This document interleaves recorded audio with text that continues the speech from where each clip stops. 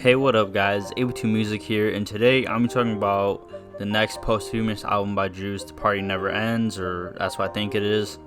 I'm just going to be talking about kind of what I think about kind of like the quote-unquote rollout for The Party Never Ends, and just kind of go a little bit more in depth on it, and also what I think about fighting demons. But anyway, I'm just going to get into it. So there's been a lot going on with Juice WRLD's music. Like I said in the past, his music gets leaked like all the time. So Juice's recent posthumous album, Fighting Demons, I wouldn't say it flopped, but it just wasn't really what fans were wanting. And I feel like it was definitely a downgrade from Legends Never Die, which we were supposed to get The Party Never Ends, and we weren't even supposed to get Fighting Demons. And now the next album is going to be Party Never Ends? I think so. I'm not fully sure anymore. As of right now, it just seems like that album is all over the place. Because the only reason we got Fighting Demons was because of the Juice documentary, which the documentary itself was pretty good. I suggest you watch it if you haven't. And the album was supposed to go alongside the documentary, kind of like a soundtrack in a way, but this is still considered a Juice album. Which Fighting Demons is really just like kind of like a sad boy project, which I'm not saying that's bad, because there are songs I really like off the album, like Burn, Already Dead, Rockstar in His Prime, Go Hard, and just a lot of fan grails. But I still feel like this is Juice's weakest album, which isn't even a diss, just compared this album, or Fighting Demons, to all his other albums, even Legends Never Die. And just by looking at that, I'm pretty sure me and most Juice fans will say, like, yeah, that's obviously his weakest album. Obviously, that's nothing on Juice. He's literally not here to make the album. And another thing I really want to criticize about Fighting Demons, and it kind of involves the documentary, which like I said, I like the documentary, but there are so many like snippets and shit that they played in the documentary that it just seemed like, alright, those are probably songs we'll get on Fighting Demons, or maybe we'll get them at some point just because they've been leaked. Or not leaked, but they've been showed in the documentary, and we didn't. I'll say probably the biggest example was that would be Off the Rip. I'm pretty sure it went trending on Twitter at one point, kind of like shortly after the documentary came out, because a lot of fans wanted it, but they never dropped it. I don't know if they plan to drop it, but it just kind of seemed like they were going to drop it eventually on Fighting Demons. But anyway, I feel like Fighting Demons was really just rushed for the documentary, because like I said, The Party Never Ends was supposed to be the next album after Legends Never Die. Like, we deadass had like a whole teaser trailer for it, which they eventually took down because they realized that's not going to be the next album.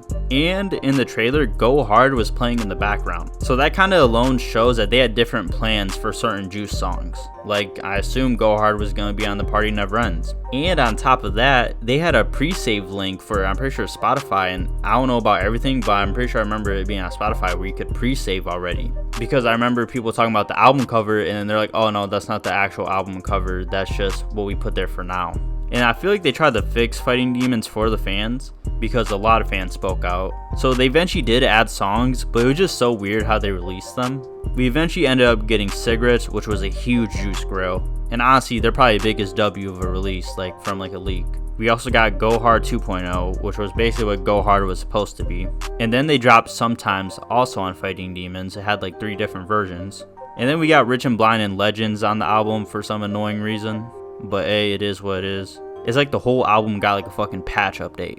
And I'm not saying all this just to talk shit. I just want to show that Juice's music is just kinda a mess. And I said before, I like Legends Never Die, but a lot of fans also felt the same way about Legends Never Die. And they kind of did the same thing. They added Smile, and on top of that, I'm pretty sure they changed some tracks that were supposed to be on Legends Never Die. So the next album is supposed to be The Party Never Ends, I'm pretty sure. But Bibby isn't working on it. He said it multiple times, and he's saying Max Lord is like basically in charge of the whole album.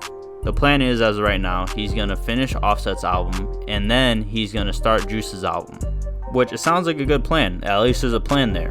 But Max Lord said he's been told that before, where he would have a certain say on the album and he doesn't. But I feel like Bibby's really at a point where he doesn't really want to make, or I guess put out Juice music anymore. I don't think he hates it, but he probably is hella annoyed from hella fans, not gonna lie. From clips I've seen and a live he did with Complex Productions, which is basically like the go-to guy for Juice info. But anytime he answers stuff about the album, like yeah, he did a few things, but for the most part he just says talk to Max Lord. And on top of that, he said he's only talked to Max Lord once that whole year, or I guess this year. Now that could be because he's working on Offset's album. I just think The Party Never Ends has such an interesting and kind of weird story to it, because now The Party Never Ends could really be anything. And I will say Max Lord does keep in touch with the community, so I could see like Grails and shit being on there. It's just by the change. What I'm talking about is like before we were supposed to get features from Uzi, Travis Scott, just a lot of artists.